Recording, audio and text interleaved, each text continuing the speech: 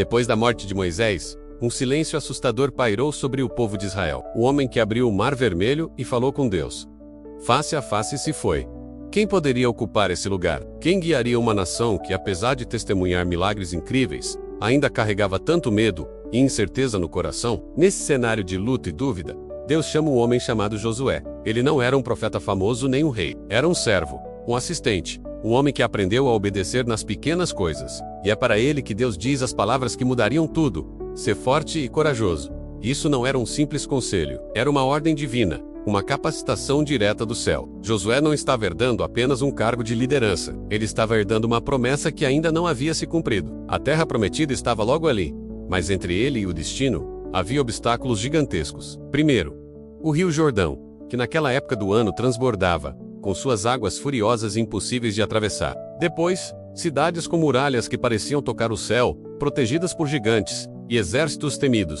E o mais difícil, um povo cansado, inseguro e pronto para duvidar ao primeiro sinal de dificuldade. Mas Josué descobre um princípio poderoso: a presença de Deus não está presa ao passado glorioso de Moisés. Ela se manifesta na obediência do presente. A ordem era clara: os sacerdotes, carregando a Arca da Aliança, deveriam dar o primeiro passo e pisar nas águas violentas do Jordão.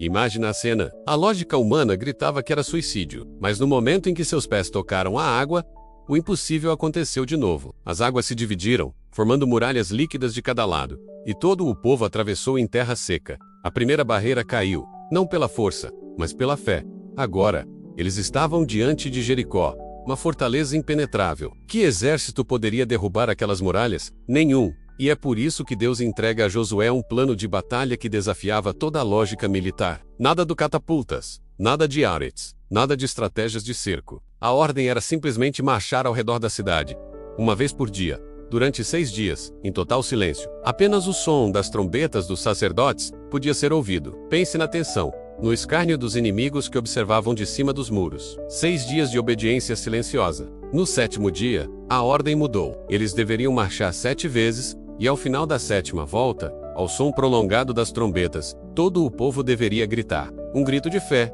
um grito de guerra, um grito de vitória declarada antes mesmo de acontecer. E quando o som da obediência unida ecoou pelo vale, as muralhas de Jericó não foram derrubadas por força humana. Elas ruíram, caíram por terra. Josué aprendeu ali a lição mais importante de sua liderança: as maiores vitórias não são conquistadas com a nossa força, mas com a nossa total submissão à voz de Deus.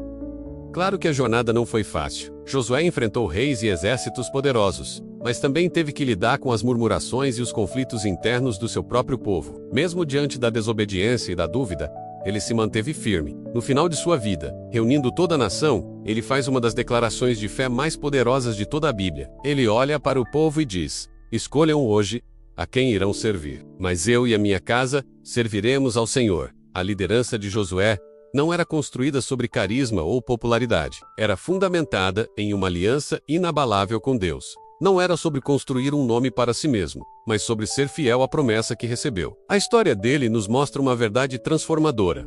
Deus não chama os mais capacitados. Ele capacita aqueles que escolhem obedecer. Ele não busca os mais fortes. Ele fortalece os que se entregam à sua vontade. Talvez hoje você esteja olhando para seus próprios rios Jordão transbordando. Talvez esteja diante de muralhas em sua vida que parecem intransponíveis na sua família, nas suas finanças, na sua saúde. Lembre-se de Josué.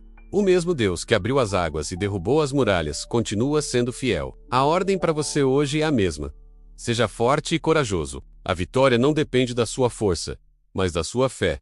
A promessa ainda está de pé. Obrigado por assistir. Se essa mensagem tocou seu coração, se inscreva no canal e compartilhe com alguém que precisa ouvir isso hoje. Deus abençoe.